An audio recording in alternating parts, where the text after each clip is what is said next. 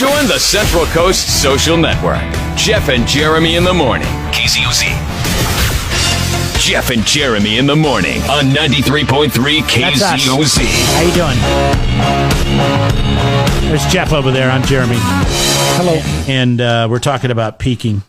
Oh, but first we should talk about Van Halen. That's F-A-N, coming to the Siren in Morro Bay on the 14th, which is, what is that? That's this weekend. Yeah, that's this Friday. Wow. I can't believe how fast everything's moving. But anyways, grab tickets. It's a Good Medicine Presents show. Go to goodmedicinepresents.com. But guess what? We're also giving them away with Know the Show. So Know the Show today at 9:40. We'll bring up something we talked about over the course of 4 hours that we ramble on.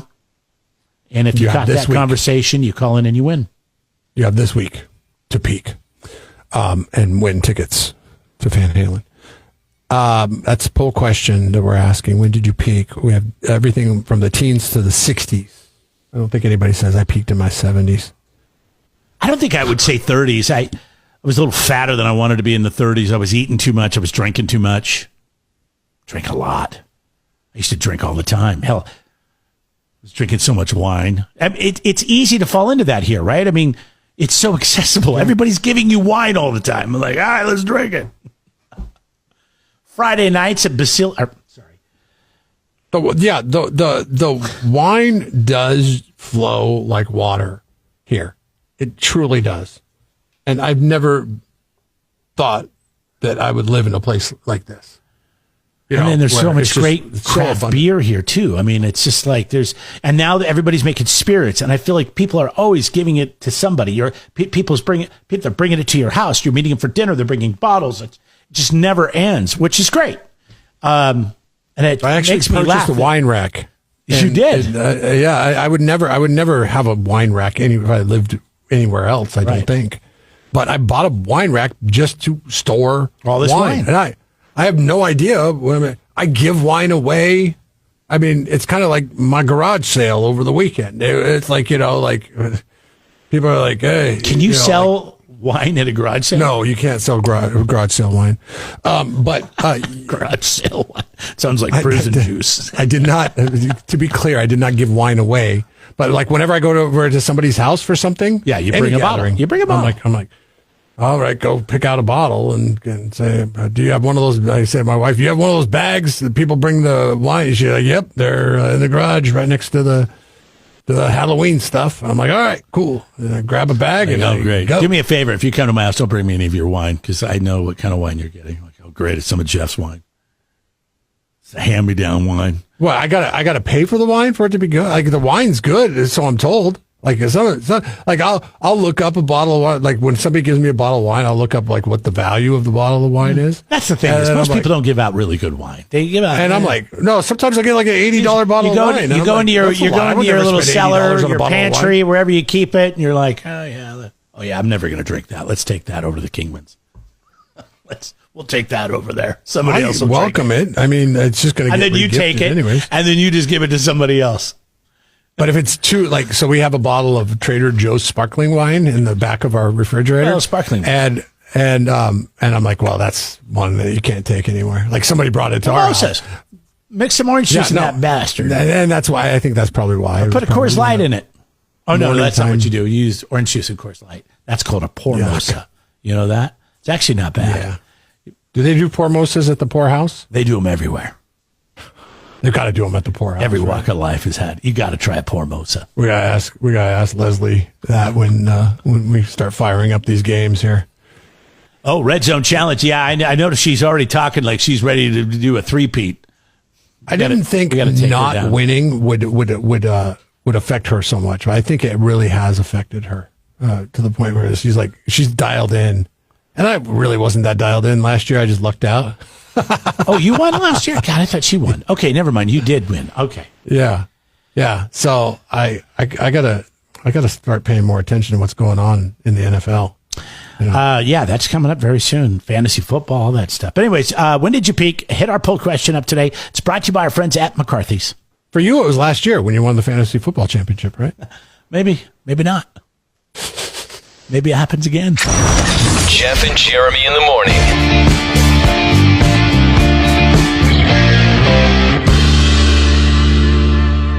this guy recently he was here from Illinois or something. And he was here, and I said, "Oh, what brings you to Central Coast?" And he says, "I'm here to pick up my drone." I'm like, "Okay, you can just have it sent to you?" He's like, "Well, it's a drone that I fly." And I'm like, "What?" You mean like it's one of those you get inside, like a little... like a snowmobile, but a drone. Okay. Except it's an airmobile, I guess. My stepdad is way into this. He's always wanted to get his pilot's license, and he's too old. And my mom says no. And airplanes are expensive, and they're retired, so they're on a fixed income. Right. But now he thinks he can get one of these things. He's so obsessed. I had a million. He wanted to be a helicopter pilot. He's like, he's too old for that. And so now, but I guess they've reduced or lightened the regulations or loosened the belt straps, whatever you want to say. And now they're allowing, pretty much because of these new air travel with drones, that people can fly themselves, like in them. They're allowing anybody pretty much to now fly. Yeah, so he was telling me all personal about aircraft, it, and he was showing me video of it and all this stuff. He's really jazzed about it. And when he said, I said, "Well, how much that cost?" And he's like $80,000. When I bought it, like I was on a waiting list. That's a lot of money. Now it's but that's what boats cost. That's what and RVs. A lot of and things everything. cost. RVs cost even more, probably. Yeah, I mean, used RVs. But it's still. I mean, if that's your goal, you want to fly up in the air, and it was like, I mean, the feasibility of it didn't really. Doesn't appeal it get to me old though? Like, okay, it's like when you buy the jet ski or the wave runner. Like you do that a couple times, maybe a summer, and the next summer you take it out a little less, and you're like, yeah, I'm just kind of overdoing this now. Yeah, so he had money to burn. And, he wanted to live out his dream of being able to fly. I heard Timu's making these now for like 30, 35 grand. Seriously. Is that serious or a joke? No, that's serious. I would not trust that from Timu. That's what I was thinking. And my stepdad's like, "No, I watched this guy. He flew it like he only flew it 6 feet off the ground." Yeah. So this guy, I was asking, I was like, where are you planning on flying? He's like, "Oh, just around the neighborhood." And I'm like, "Okay, how long does it last?" And he says, "Oh, it's about 30 minutes per charge." $80,000 for 30 minutes. You can't even go anywhere. And he showed it to me. Like I said, "Let me see a picture of it when you're not flying it around." And he showed me a picture of it, and it's basically just a metal cage with a seat, a joystick, and these 4 propellers, high-powered drones on the corners of the metal cage, and that's it. That's all it is. And he was out here because he has to get it shipped out to him, but he needs to prove that he passes all the safety before they're. I think the company name was Jetson. Weirdly enough, like the Jetsons, George and his boy Elroy. Yeah, no. I've heard about this. Yeah, and they send it to him once he passes. Will they insure it? Does Liberty Bibberty? Does Safeco? I asked him about that. I asked him about that. I said, what about insurance? He's like, no, nobody insures it. Yeah, I was going to say, so it's like just throwing $80 away. Because what happens when $80,000 away? When your battery gets low and you hit a tree and you crash and now you're in the hospital. And your drone I don't know if it's got a totaled. parachute. Or I didn't ask him about that. I should have asked him about the parachute. I don't thing. think they do. It's wild. It is wild. I just told my stepdad, who's 73, I said, "Listen," and he still gets around great. He's in a Corvette club. Every old guy's got to have a Corvette. So him and his buddies. But anyways, I'm like, just make sure the wheel's figured out before you start flying this thing. He's like, "What? You don't trust me?" I'm going, "I trust you fine. I don't trust what you're buying." Still pretty new technology. There's a guy in Wisconsin that wanted to go to Cabela's, but it was too far away. So the baller way that he decided to arrive at Cabela's, and this is where the real money kicks in. Okay, that $80,000 flying around your neighborhood. And by the way, if you're not clearing my car and I see you on this thing, well, I'll probably try to dodge you like I would a bird that's flying towards my car. But then I'm going to get really mad at you for flying that around the neighborhood. Like, you better get above like 10 feet. with that thing and keep it above 10. Oh, I'm sure it'll get immediately. pretty high.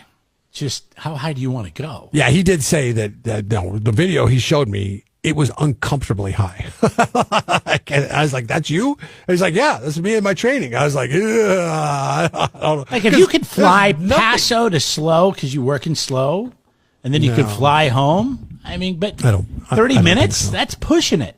I mean, I don't know how long it takes to fly to, and how fast you go. Yeah, I'd have to get a job in a task. And what happens if you hit a bird and one of those propellers goes out? Bird strikes happen all the time, right? Ugh. We have a lot of birds around this area. I'm like, not interested. Nope, not interested. This dude went next level on this, and it's not a drone. We'll tell you how he got there coming up. This is Jeff and Jeremy in the morning.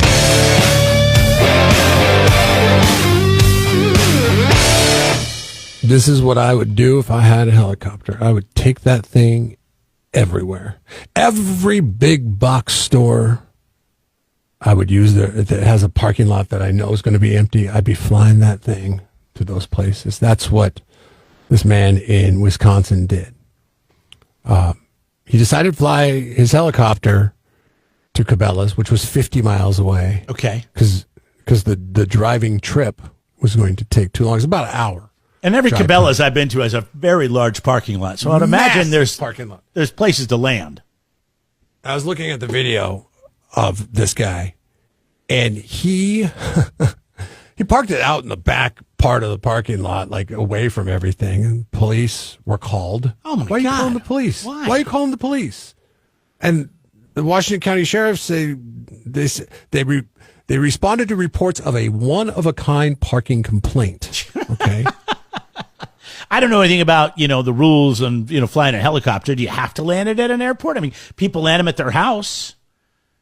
Yeah, like, dude, there was that guy. It's not like it needs a runway. Traffic reporter? Yeah. Remember the traffic reporter in Seattle? He lived on the lake. He would land it on his dock every day. Freaking it was awesome. Like there's a boat right next to where he's landing, and he's landing on the dock. And we would watch him come down. Think about it. It's perfect. The dock is out there. There's nothing around.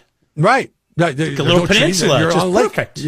Yeah, it is. It was. And he would park his chopper right there on the dock.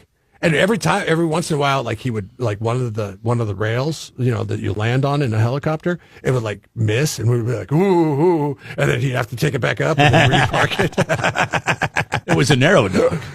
Yeah, it was. It was. I mean, for a helicopter, those rails were right at the edge. Yeah, I mean, they were right. I would have maybe invested dock. in a bigger dock. Yeah, a little wider. You probably got something like BLM or Lake or Ecology Department. Yeah. Oh, you can't make a bigger dock.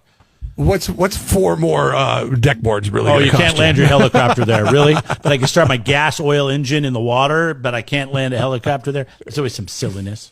Oh, my brother-in-law and my sister-in-law camped at Santa Margarita for the first time this past weekend, and they text us and they said, "Hey, did you know you can't swim in Lake Santa Margarita?"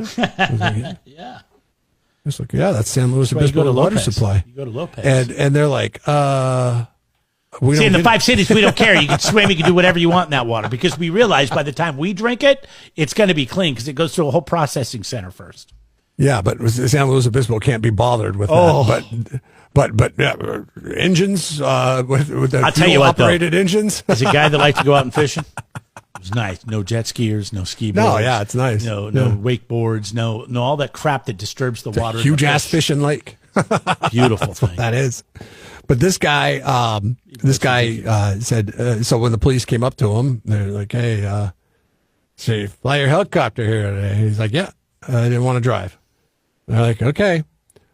He was licensed to fly the helicopter. He parked it in a safe space. They checked with FAA regulations, and that's totally okay. So if you have a helicopter, you could test this theory out. So it's like the guy with the drone, the e-bikes. Now you got the helicopter people. Anything goes in transportation, it seems like. And we're going in that direction, right? I blame the Segway. The Segway was the gateway to all this. Really? Just these weird modes of transportation, Segway. The Segway ran its course. I like the Segway. That guy it brought did, him here. but it was first gen. I mean, we rode him out of our studio down through the radio station into the hallway. Got in an elevator. I forgot about that. Went downstairs. Went around the parking lot. I think we did a little race. But I was like, the mobility of it was amazing. Like we're in tight little spaces, getting in an elevator together, going down. That's cool though. If you have a helicopter. And just fly your helicopter, man. I mean, listen, it's probably not cheap. You only Those live things once. run You on bought that thing. I'm pretty sure they run on like some really expensive fuel, like jet fuel or something. Yeah. Or, you know, it's not your premium unleaded. That's right. $5.99 a gallon. You can't land it. You can't land it at AM PM and get a good deal. You pay cash. No, you can't. So he paid to get there. You pay cash, but it's awesome to think, hey, I got the money. I got to let me do this. You know what? I don't really feel like spending an hour in the car. How about 10 minutes in the air? I don't know about you. Yeah, I'm gonna have to park out away from the place, but still I'm gonna save time. The Karen that called him in, that called the cops, like those people, we don't need that. That's the difference between today's society, and I think we are relics of yesterday's society. Yes. What People would have thought, oh my God, check it out, kids. Look. How awesome is that guy? Right. He just decided to fly his helicopter. Yeah, he can't fly his helicopter here, the rich son of a If I can't have a helicopter, he shouldn't be able to have a helicopter. Subscribe to the Jeff and Jeremy podcast now on Apple Podcasts, Spotify, Google, and YouTube. It's your Central Coast commute-friendly podcast.